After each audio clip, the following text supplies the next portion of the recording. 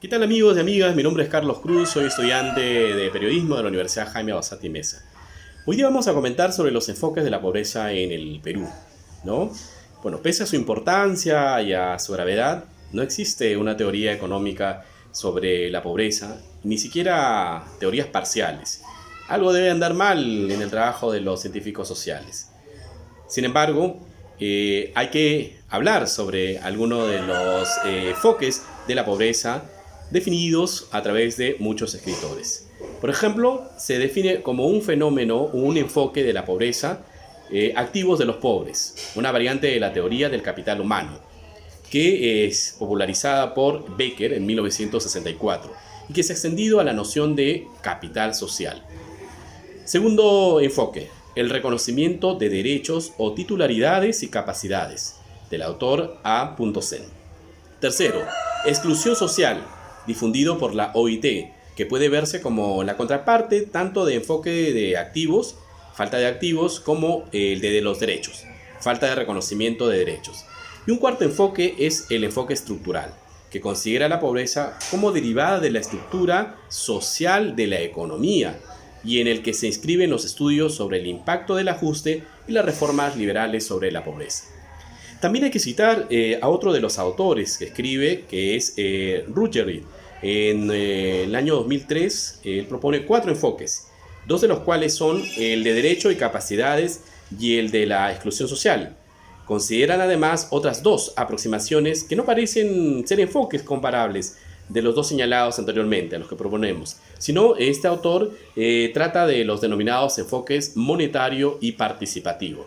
El primero enfoque para este autor es descriptivo. Se centra en la definición operativa de la pobreza y en la medición de la pobreza monetaria, es decir, de cuantificar la parte de la población de las familias que obtienen un ingreso de dinero por debajo de una norma o línea de ingresos que se toma como referencia. Nosotros acá tenemos planteado un mínimo de sueldo, un mínimo de ingresos para estas familias. Y esas familias están percibiendo ingresos debajo de este mínimo, ahí estaríamos hablando de este enfoque. El segundo es el participativo. Este enfoque es un método de conocer o acercarse a la pobreza y no un enfoque propiamente tal. Esto lo define el autor, ¿no? Cuando se investiga también sobre la pobreza en el Perú, se encuentra la atención en la definición y métodos de medición de la pobreza.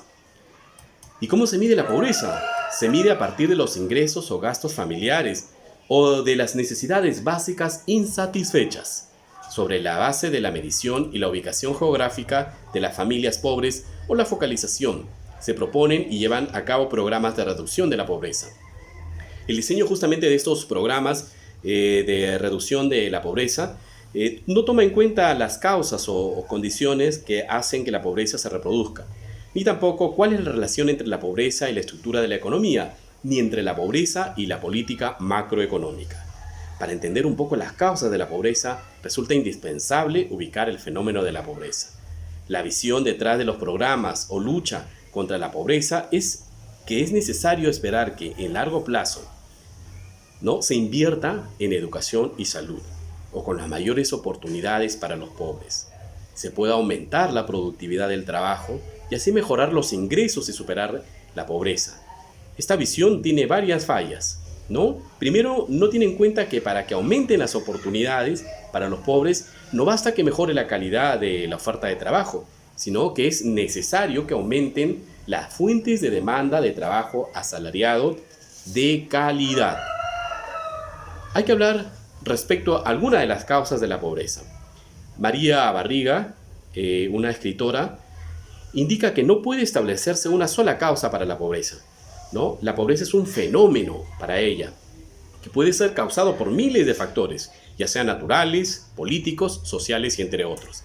Sin embargo, ella manifiesta que la causa principal de la pobreza es la desigualdad social, es decir, un grupo de personas, un grupo social, es excluido al no tener el mismo acceso a los recursos que el grupo de poder, lo cual se ve principalmente en las diferentes zonas. Aquí vamos a diferenciar la zona rural y las zonas urbanas, lo cual se debe también a políticas sociales y económicas deficientes, las cuales no tienen o carecen de una visión de país que nos permita integrarnos, aprovechando la multiculturalidad que tiene el Perú. A esto hay que sumarle la falta de planificación familiar, el control de la natalidad, tener más hijos de los que en realidad se puede mantener. La pobreza es experimentada como un fenómeno multidimensional, cuyas dimensiones individuales se relacionan estrechamente y se refuerzan mutuamente. Hay que señalar también otra de las factores que hay que tener en cuenta, que es la discriminación en género, la violencia en el hogar, el alto costo de enfermarse, los servicios deficientes en educación, el tema de inseguridad ciudadana, los jóvenes frustrados, desempleo y subempleo, dependencia y vulnerabilidad también de la pequeña agricultura, el acceso insuficiente, el crédito informal. Los pobres no tienen acceso a los créditos, trato discriminatorio, y un tema muy importante que sí vale la pena resaltarlo es la corrupción institucional, que es uno de los males que está ocasionando más pobreza no solo en nuestro país, sino a nivel de todo el mundo. También el acceso ilimitado a la justicia, las dificultades para asegurar los derechos de propiedad. Hay que resaltar un poco las consecuencias de la pobreza en el Perú. Muchas de las consecuencias son las mismas que hemos mencionado como causas, es decir, se genera un círculo vicioso, ¿no?, el cual refuerza la desigualdad de las familias, y esto se va transmitiendo a las nuevas generaciones, quienes asumen con fatalidad su destino, con lo cual afecta su baja autoestima, creyendo que no pueden mejorar.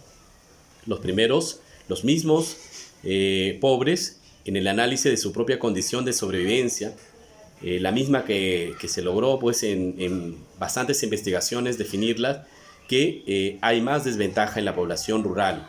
Hay un estudio que quiero compartirles en esta oportunidad, que es la población rural de Pariahuanca, en situación de pobreza extrema, y define la pobreza como no tener nada para que coman sus hijos, morirse por no tener medicamentos, no ir a la escuela, no saber leer ni escribir, trabajar gratis, y si se trabaja nos pagan poco, beber agua contaminada, maltratada por las autoridades corruptas, producir poco porque no hay agua. En su entender, por ejemplo, en este estudio, en su entender de la pobreza, la indica como una enfermedad maligna que aparentemente no tiene cura. Es un dolor profundo que hace doler el corazón. Es su destino ser pobre, lo que se manifiesta en muchas familias a través de este estudio. Es morir poquito a poquito, todos los días. Es seguir siendo pobre, igual que sus padres, indican los hijos de esas familias a las cuales se encuestó en este estudio. Podemos hacer mucho, definitivamente que nuestro país está avanzando y están planteándose políticas para la reducción de la pobreza en nuestro país. Sin embargo, todavía nos falta mucho que aportar y en esto estamos comprometidos todos. Muchas gracias.